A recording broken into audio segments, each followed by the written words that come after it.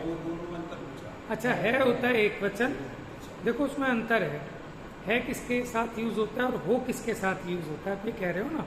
जैसे तुम के साथ मेरे में मित्र हो या तुम मेरे मित्र हैं बोलेंगे। टेबल है, टेबल है,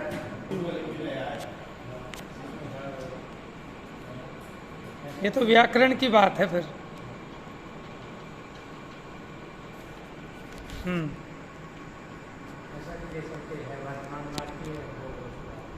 नहीं नहीं, वो होएगा होगा। देखो है और हो में क्या अंतर है। देखो प्रथम पुरुष, द्वितीय पुरुष, तृतीय पुरुष, ऐसे जो चलते हैं ना व्याकरण के हिसाब से, उसके हिसाब से प्रयोग होता है। जो द्वितीय पुरुष है उसके लिए हो यूज होता है। जैसे तुम, आप, इसके लिए होगा हो, ठीक है। और मैं क्या है, ये उत्तम पुरुष है। जैसे उसमें मैं और हम, इसमें हूँ आएगा। ये परम दिगंबर मुद्रा इनकी है? इसको हो भी दिखाई देगा कैसे होगा? अच्छा, है और हो में क्या अंतर हाँ। है? मैंने जो अभी है और हो जाए, वो बाबूजी सही कह रहे थे कि भविष्य में हो जाए, वो भावना रूप है, ठीक है।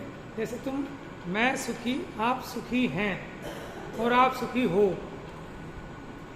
एक में भावनावाचक हो गई।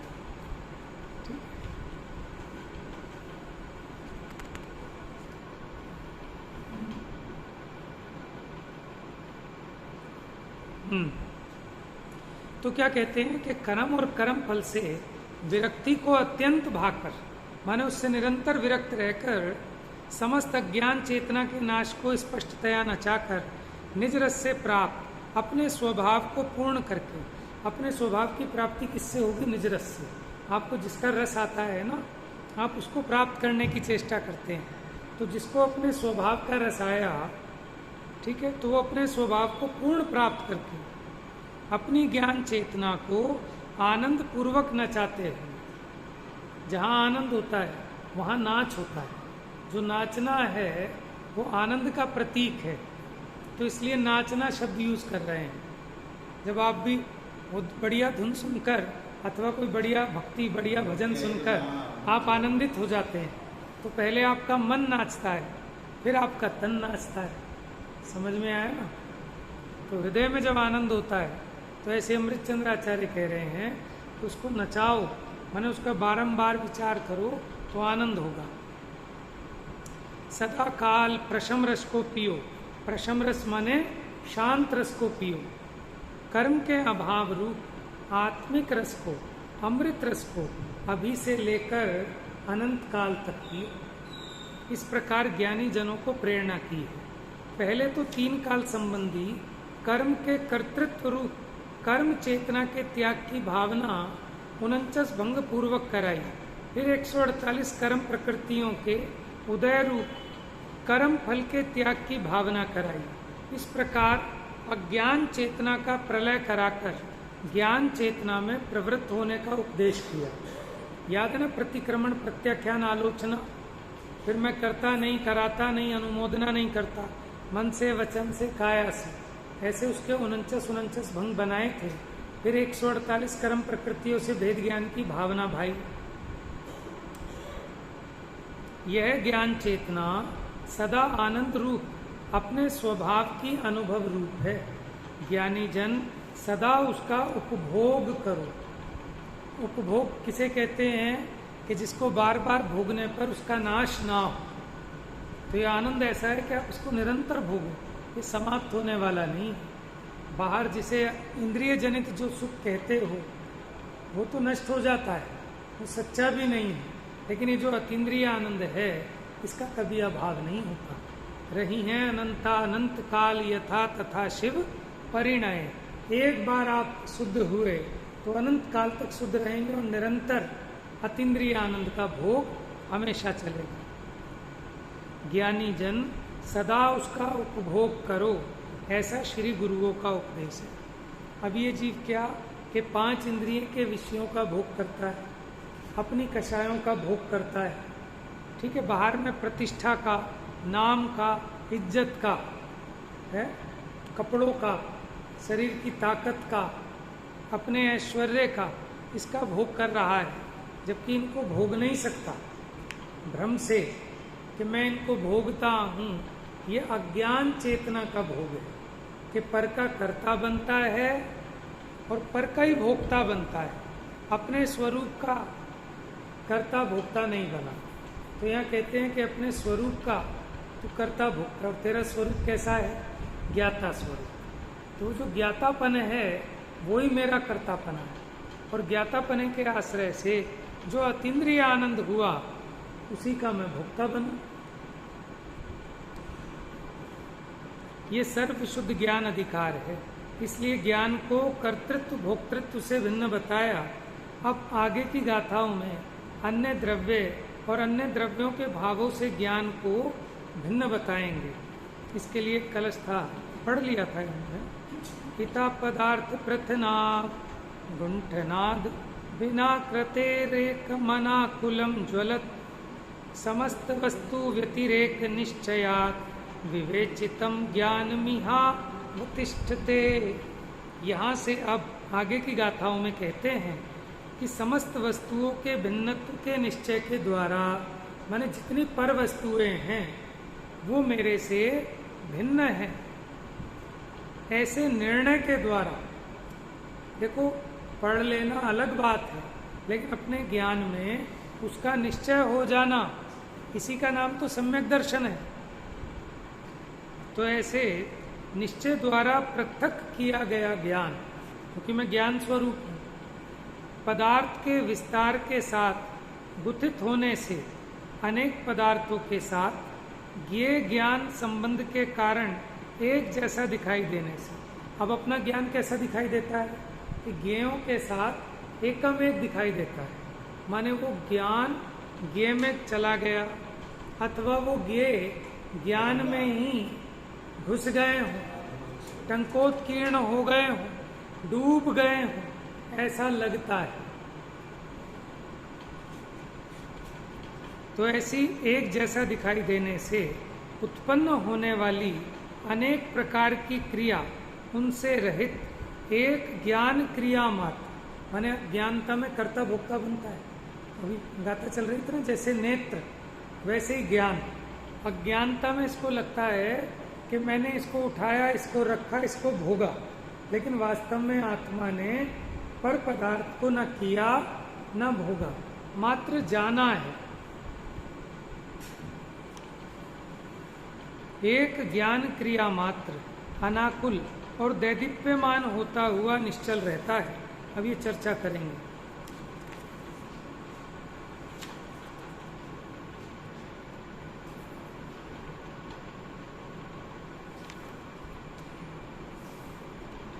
ये पढ़ लिया था हमने, आगे जो टीका है, फिर इसमें हमने कहा था ना कि ज्ञान ज्ञान की चर्चा क्यों की।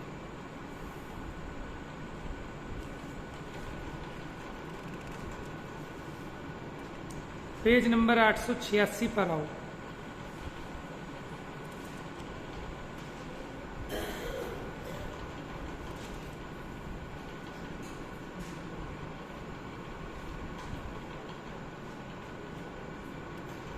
अब ये गाथाएं हैं 390 से 404 तक है,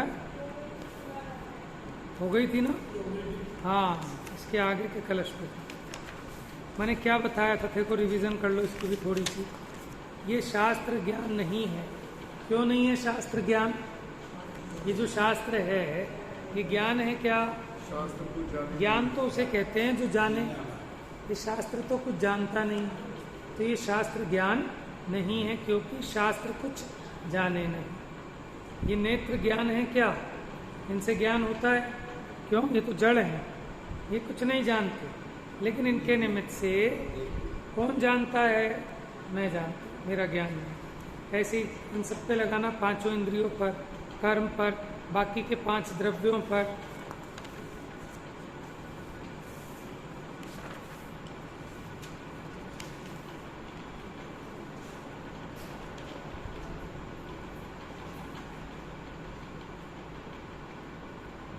अब आइए पेज नंबर 893। पंडित जयचंद जी का भावार्थ एक बार पढ़ते हैं इसमें।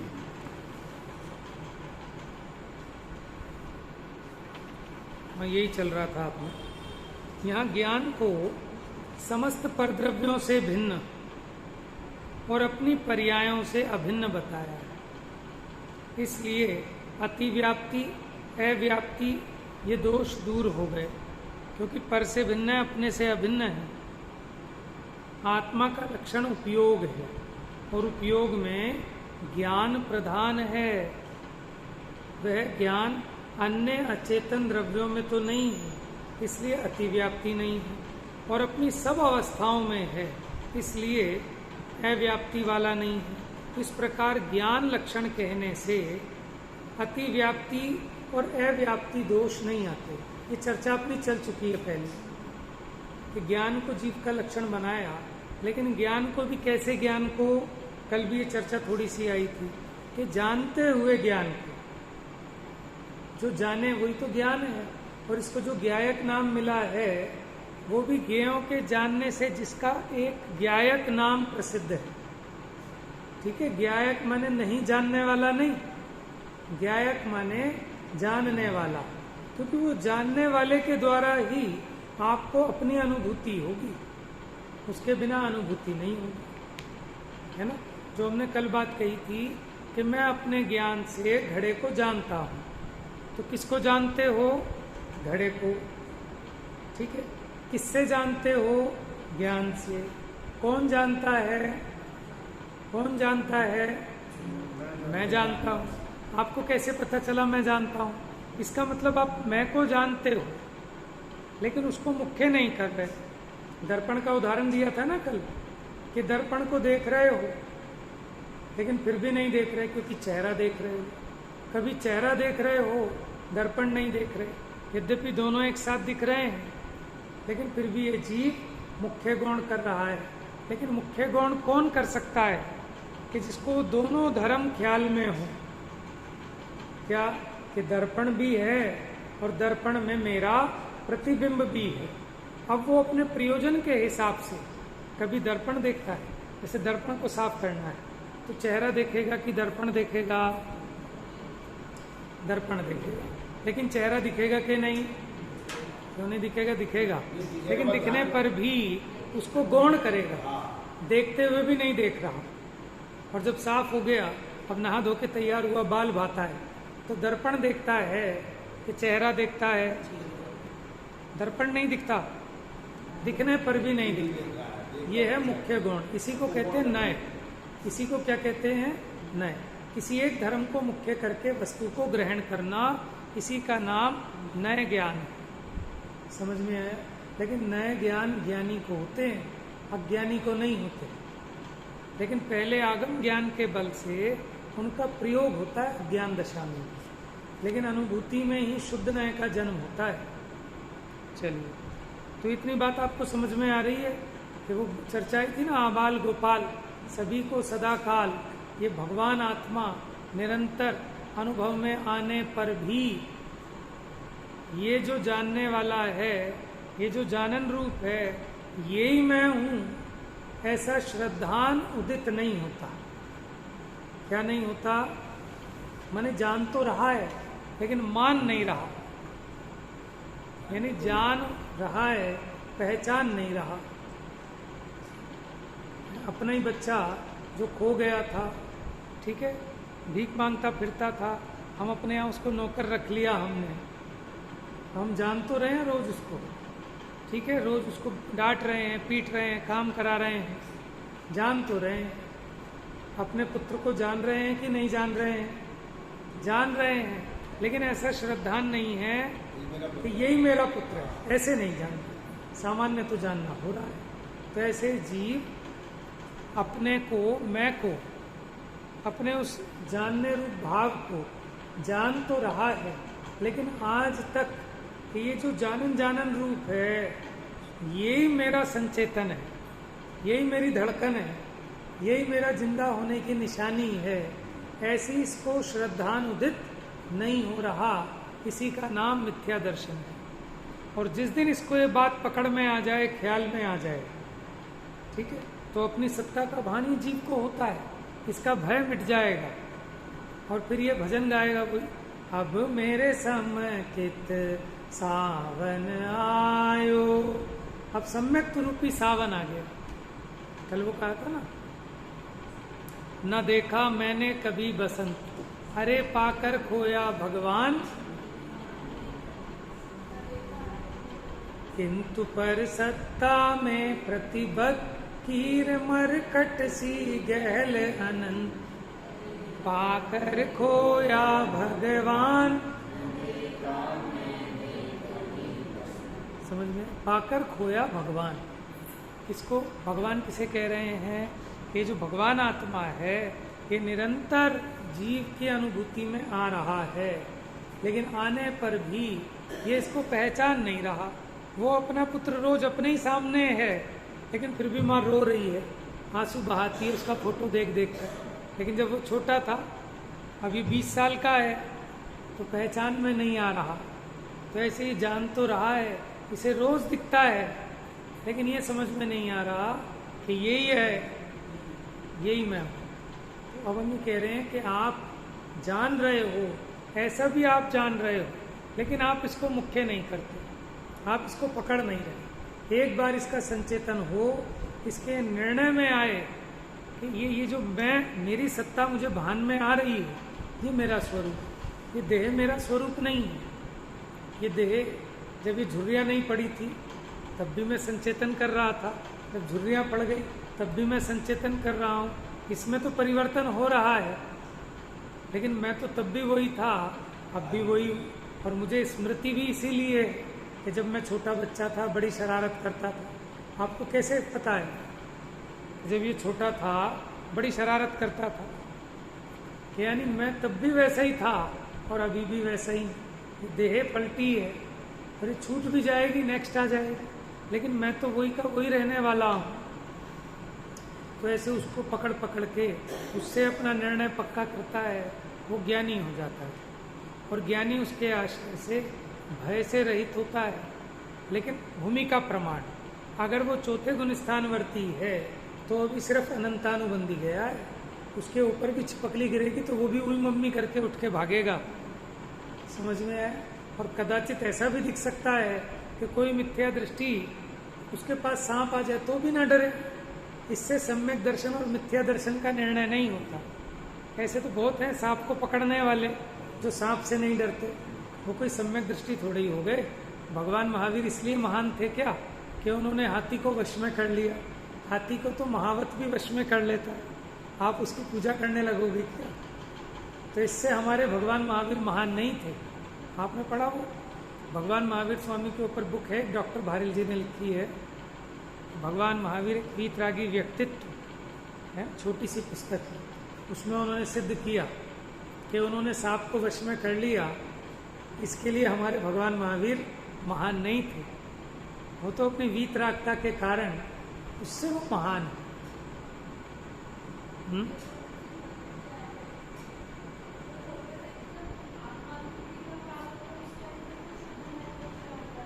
आत्मा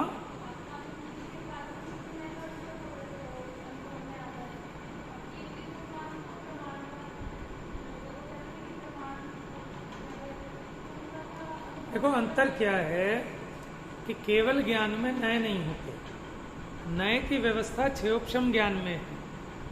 जैसे एक आंख बंद करके और एक आंख से देखना, उसको भी थोड़ा सा छोटा करके, तो ये व्यवस्था हमारे पास तो है, ठीक है ना? तो आंख का उदाहरण दिया। ऐसे ही अपना जो ज्ञान है क्षयोपशम ज्ञान, वो सब पदार्थों को एक साथ नहीं जान रहा युगपत, ठीक है ना? तो अपना क्या है, एक समय में एक पदार्थ को जानते हैं, उसके भी एक विषय को जानते हैं, अन्य को नहीं जानते।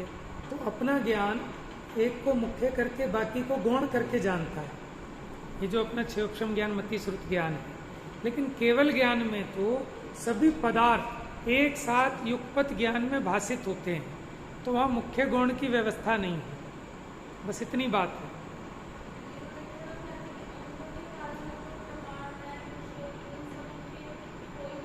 इनके विकल्प नहीं होते।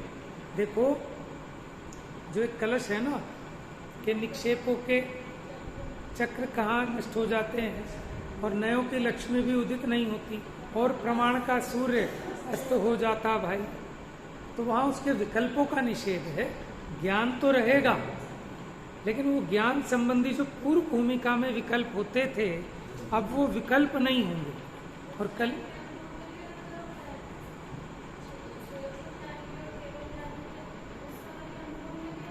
क्यों नहीं होगा?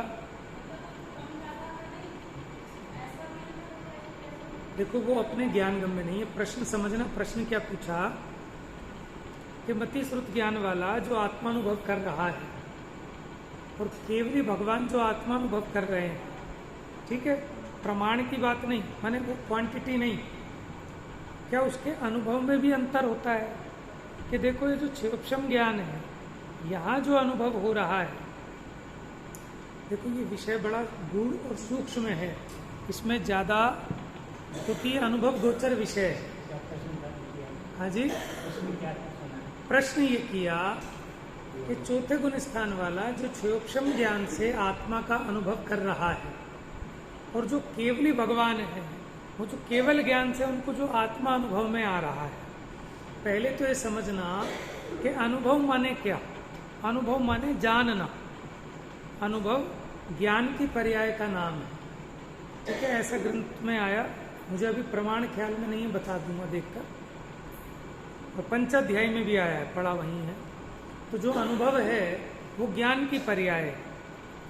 तो ये जब चौथे गुण स्थान वाला अपने ज्ञान में ज्ञान को विषय बनाता है, तो वो उसका आत्मानुभव का काल है, ठीक है। और केवली भगवान को मुख्य गौण की व्यवस्था तो है नहीं, उनको तो अपना आत्मा, अपने अनंत गुण और जितने जगत के समस्त पदार्थ हैं वो सारे के सारे एक साथ ज्ञान में आ रहे हैं। छदमस्त क्या करता है कि वहां से उपयोग हटाकर यहाँ उपयोग केंद्रित करता है। इसलिए ये आत्मानुभव इत्यादि ये छदमस्त दशा में तो घटित होते हैं। सच पूछें तो केवल ज्ञानी भगवान को उपयोग कहना भी नहीं बनता, क्योंकि उपयोग भी, यहाँ तक कि ध्यान भी, ये क्षोभम ज्ञान वालों के होते हैं। वहाँ तो ध्यान का फल है, क्योंकि ध्यान का मतलब क्या? एकाग्र चिंता निरोधो ध्यानम, कि आपका उपयोग जो इधर जा रहा था, उधर जा रहा था, डाइवर्ट हो रहा था, अब वहाँ से उपयोग हटाकर एक पर उपयोग केंद्रित करना। लेकिन केवल ज्ञानी के ज्ञान में गुंजाइश नहीं है कि वो अपना उपयोग एक जगह से हटाकर एक जगह लगा सके। तो इस अपेक्षा वहाँ ध्यान नहीं है, उपयोग भी नहीं है। समझ में आए? और वो जो ध्यान कहा वो उपचार से कहा, क्योंकि ध्यान का फल है। क्योंकि देखो, शुक्ल ध्यान तो कहे, शुक्ल ध्यान का तीजा पाया, चौथा पाया, वो तो सब वही है।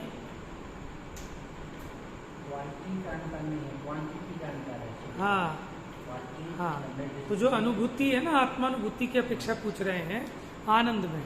देखो, अगर हम गहराई से जाएं, सुनना, उनके जो सम्यक दर्शन है, उनके परमावगाढ़ सम्यक, क्या है? परमावगाढ़ सम्यक। किनके? केवल ज्ञानी के।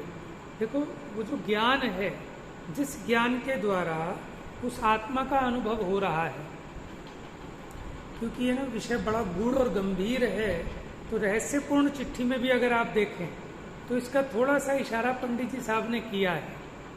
देखो, छदमस्त को जो आत्मा जानने में आता है, वो वैसा जानने में नहीं आता जैसा केवल ज्ञानी को जानने में आता है, क्योंकि वहाँ उनको आत्मा प्रत्यक्ष है, उसके प्रदेश प्रत्यक्ष हैं, गुण पर्याय प्रत्यक्ष हैं।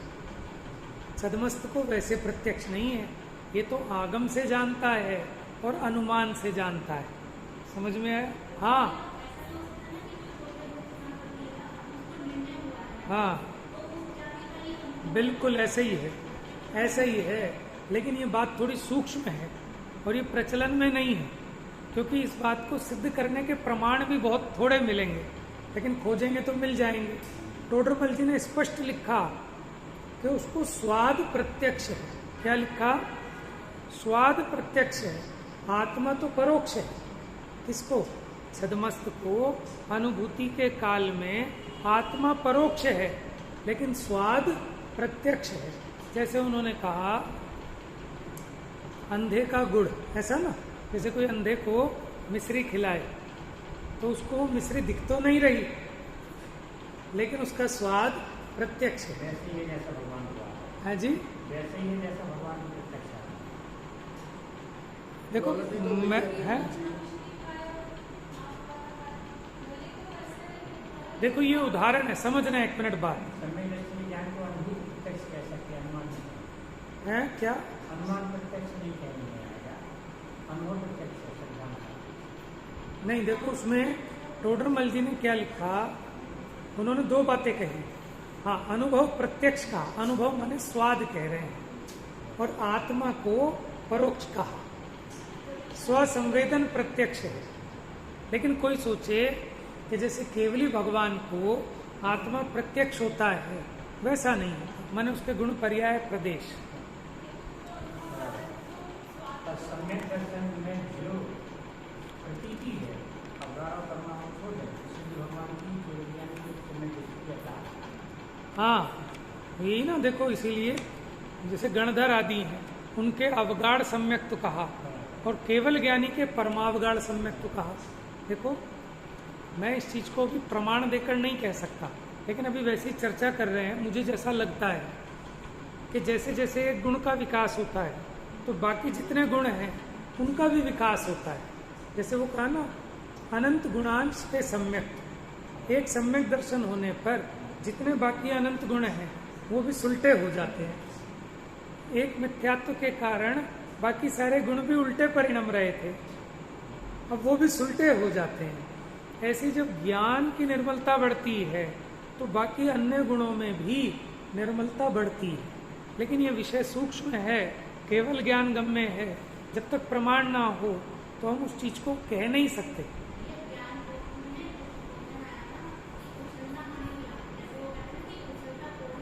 हाँ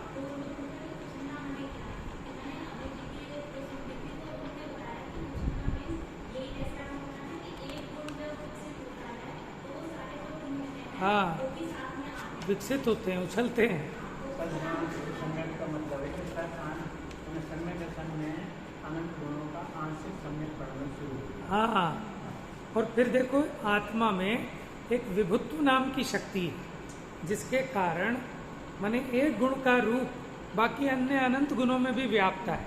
यद्यपि एक गुण दूसरे गुण रूप नहीं होता, लेकिन वस्तु तो अखंड एक है ना। ये तो समझने समझाने के लिए हम इस तरह के भेद करते हैं। तो सर्वथा भेद रूप भी नहीं है, सर्वथा अभेद भी नहीं है। कथनचित भेद रूप, कथनचित अभेद रूप है। समझ में आया? तो देखो वो जो ग्रहण करने वाला ज्ञान है, जब वो ज्ञान की खिलावट विशेष होती है तो उससे उसका जो आनंद है वो भी विशेष होता है।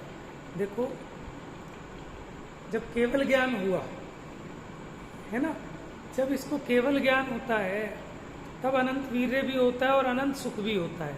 अगर इसको केवल ज्ञान ना हो, अनंत वीर्य ना हो, तो अनंत सुख का भोग कैसे होगा? इसीलिए वो एक साथ प्रकट होते हैं। जितना जितना ज्ञान प्रकट होता है उतना उतना वीर्य भी प्रकट होता है, उतनी सामर्थ्य भी प्रकट होती है। तो ये इंटर रिलेशन है उन गुणों का। लेकिन अभी तो क्या है कि देखो जिनवाणी अथाय है और उसमें पार नहीं पा सकते, लेकिन जो प्रयोजनभूत विषय है उसमें गड़बड़ नहीं होनी चाहिए।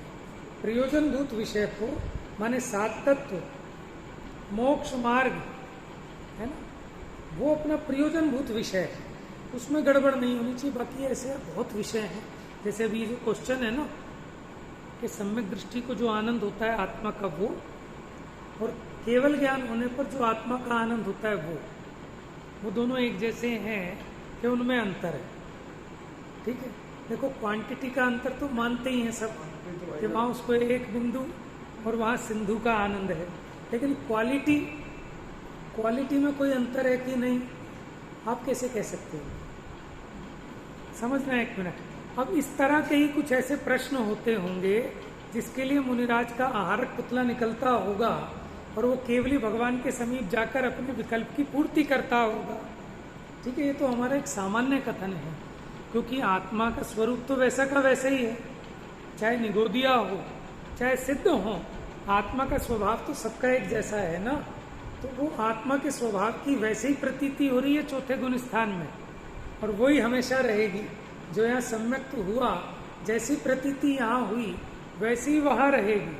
लेकिन फिर भी बहुत ऐसे सूक्ष्म विषय हैं, खाली कर्णानियोग के ही नहीं, द्रव्यानियोग के भी है ना, कि जो छदमस्त के ज्ञान गोचर नहीं है।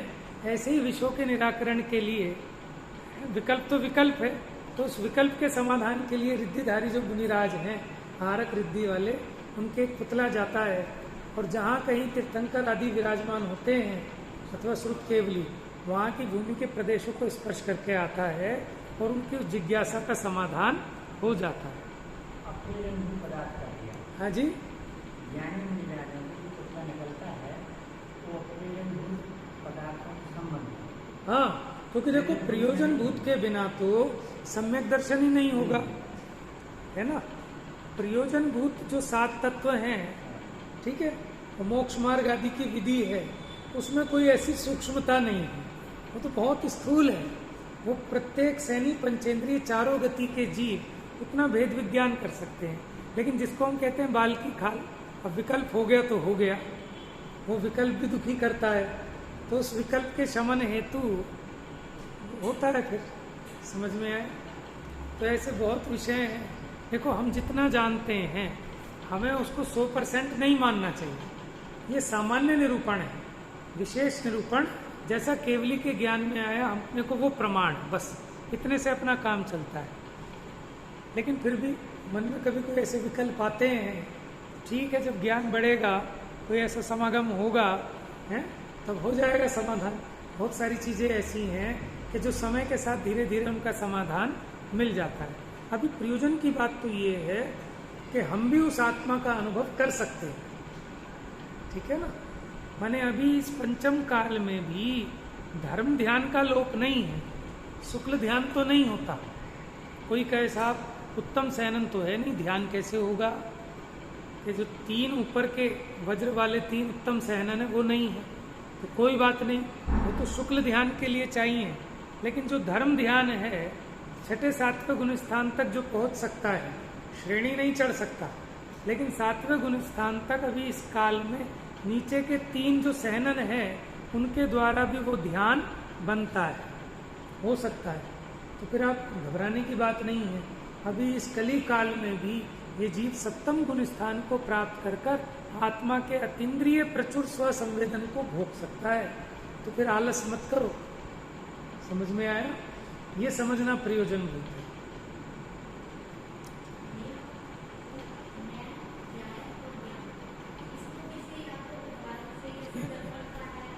हाँ, देखो वैसे जो दर्पण का उदाहरण है ना, अभी कल मैंने कहा था, ये जो चक्की के 2 पाटों का उदाहरण है, इसने भी बड़ी गड़बड़ की है। गड़बड़ उदाहरण ने नहीं की, समझने वालों ने की है। वो ऐसे समझने लगे आत्मा के 2 पाटे हैं, एक ध्रुव है और एक पर्याय है, ऐसे भेद रूप नहीं।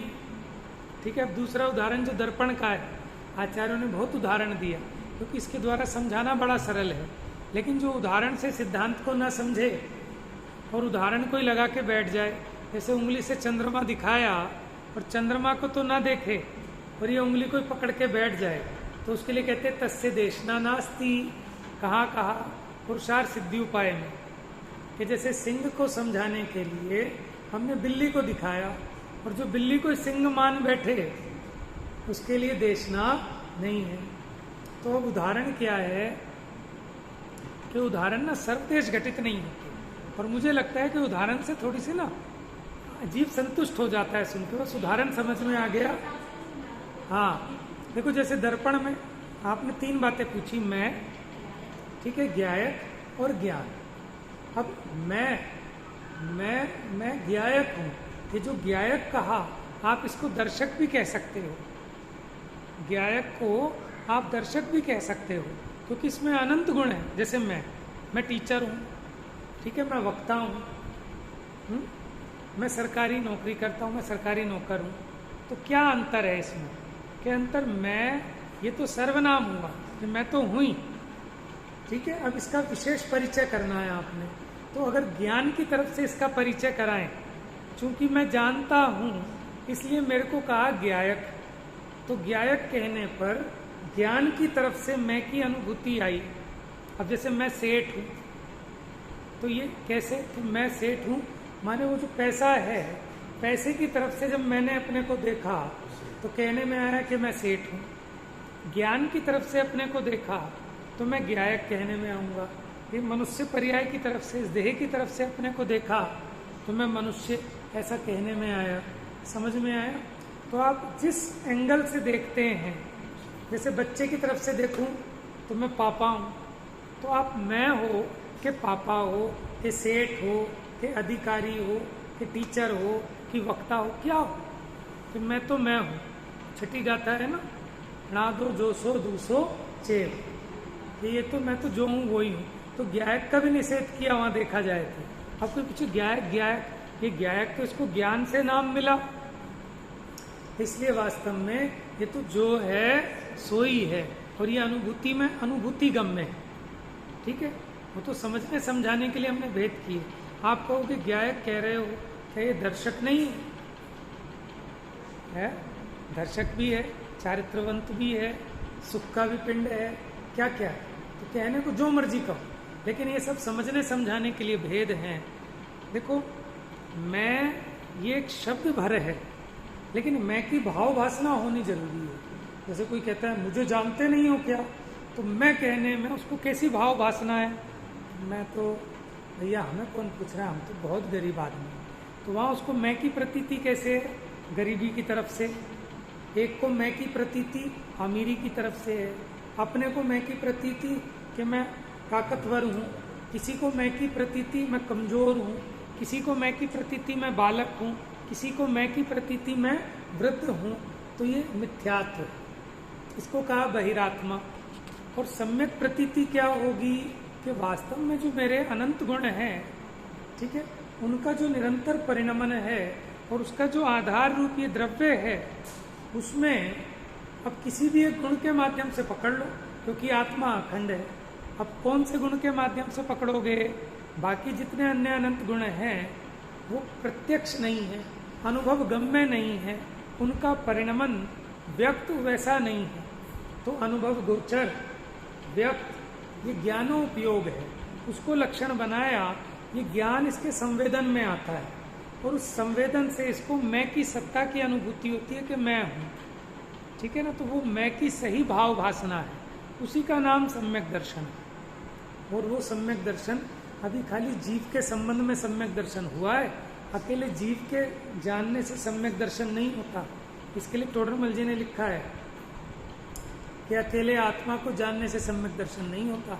अकेले आत्मा को जानो ना जानो, आत्मा तो तब भी वैसे ही है, तब भी वैसे ही आप नहीं जानोगे तो भी आत्मा आत्मा रहेगा, जान लोगे तो भी आत्मा आत्मा रहेगा। उसको जानने का प्रयोजन क्या है कि राग आदि को मिटाना और वीत राग आदि भावों को प्रकट करना।